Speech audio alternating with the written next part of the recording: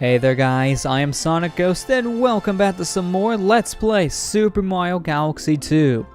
Last time we collected 120 power stars, and off screen I went and fought Bowser one more time, and after you beat the game with 120 stars, you'll get this silver crown here next to your file. So that shows that you've completed the game with half of the power stars, because now the Green Star Challenge is on. We are actually halfway through completing the game 100%, because now it's time to go back and collect the green stars in every single galaxy that we have explored.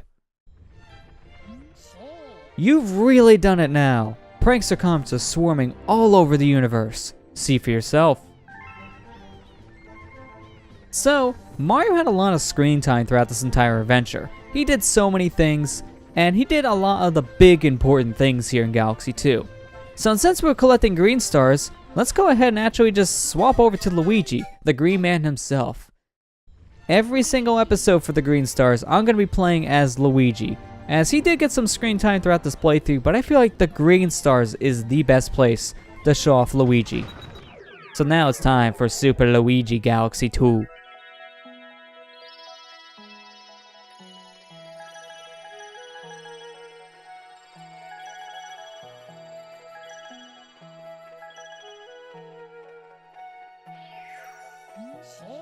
Hey, did you see that?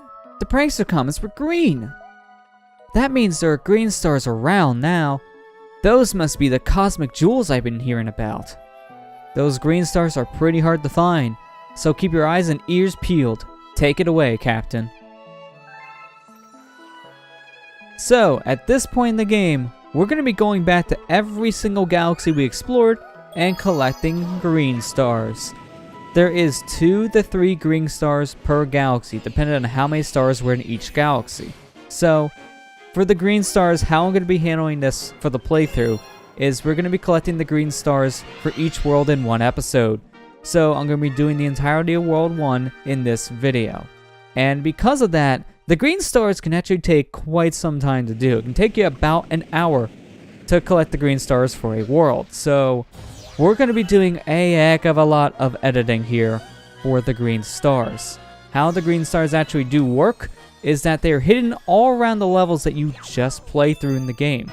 So you're replaying missions that you've already played in Galaxy 2, but now you're exploring more and trying to find these said green stars throughout your adventure. The green stars are located in some pretty weird spots, to be honest. Some of these are kind of easy to find because they're out in the open, while other green stars can be really tricky to find on their own. And I recommend when you're playing through these green star missions, play through them actually with Luigi to make your life a little bit easier. Reason being is because of Luigi's higher jump, there's some stars that can be just out of reach for you unless you do some kind of a triple jump and then a spin jump.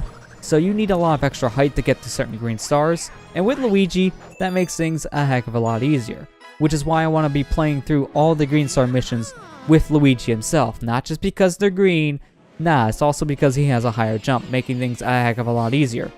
But because of the fact these green stars have you playing through all the same levels all over again, just now you're going to be exploring them a little bit deeper, we've already seen a lot of these missions, so I'm just going to be cutting to each one of these stars. We're going to see the introduction to the green stars if they're in a mission we haven't done just yet in that galaxy we're exploring, but if it's the same mission, I'm just going to be cutting out that intro because you can't skip it, but it's the exact same intro that we seen when we first played the galaxy, getting that respected star. The only difference now is that we have a green border and we can see these green stars in the intro. That's really the only difference. So I feel like us just showing all the same stuff all over again, it's just going to be very redundant. So cutting around to each one of these green stars is going to be the way to go for this playthrough. This is the point in the playthrough where honestly the green stars, they can be fun to get because you're exploring galaxies in a way you never did when you first played the game, but at the same time this is glorified padding because there are 120 of these dang things and they're in some places that are kind of easy to find. They're kind of annoying to get to be honest. The green stars are a pretty fun addition when you first play the game, but on repeated playthroughs you do start to realize how much more the green stars just kind of drag out your adventure for 100% completion. To be fair, it doesn't take you as long to get all the green stars as it does for all the power stars in the game. Because these green stars you can get in some missions in like 10 seconds, while others could take you about 2 to 3 minutes, because these green stars could be near the end of a level, which is right next to a normal power star to begin with. So the green stars, like I said, is just basically glorified padding, and that's my biggest complaint with these things. They're actually fun to explore in your first time around because they definitely make you think outside the box. There are some green stars here you're going to want to do some nice clever tricks with. For example, you want to go ahead and use yourself the homing ground pound a lot actually here. And the reason being is because the homing ground pound will help you find green stars a lot easier than if you were just trying to jump blindly for a green star. And that is a great idea for this kind of a challenge. You're going to want to do that a lot for certain green stars. But that's not all. You also want to keep your eyes and ears peeled for trying to see that green shine or even hear it. So green star missions are actually best, if you can, to play the game with headphones on, because then you can actually hear that little shine a little bit easier. And with headphones in particular, you'll be able to hear which direction it is. So I can hear if it's at the left or the right of where I'm at in a level. So audio cues is going to be probably the big thing for the green star missions. That'll make it a little bit easier. It's just that, like I said, you're playing through the same levels again and then hunting down these stars. So nothing really feels brand new here. And that's my biggest complaint with the green stars. But I'll have more than enough time to talk about that because, like I said, we're going to be collecting all the green stars in the world per video. And since we're collecting all these green stars in just one video, we can actually get through these green stars quite fast. Like I said earlier in the video, normally this can take you about an hour or so by just playing the game, exploring all the worlds you previously visited, and trying to grab every single green star there. But if you just cut out all the fluff, you just skip past all of these intros, you skip past all the wandering around, just go straight for the green stars. The green star hunt in general here in Galaxy 2 can be kind of short actually. And that's good for a viewer's sake because I'm pretty sure you guys don't want to be here for like an hour for each world just watching me do everything that I did already just to hunt for a single green star. It would just get kind of tedious to watch me play through this entire level from its entirety again multiple times. Because some green star missions get very repetitive, to be honest. Some green star missions have you going through the level in the same amount twice. So you can go to the very end of a level to grab one green star, then you can go back for the exact same mission, go back to the very end of the level once again, but now just to make a left to go get the other green star you didn't collect. It gets kind of tedious. Well, okay, I don't know how I just phased through that green star. Toad, help, I'm stuck. Help, help.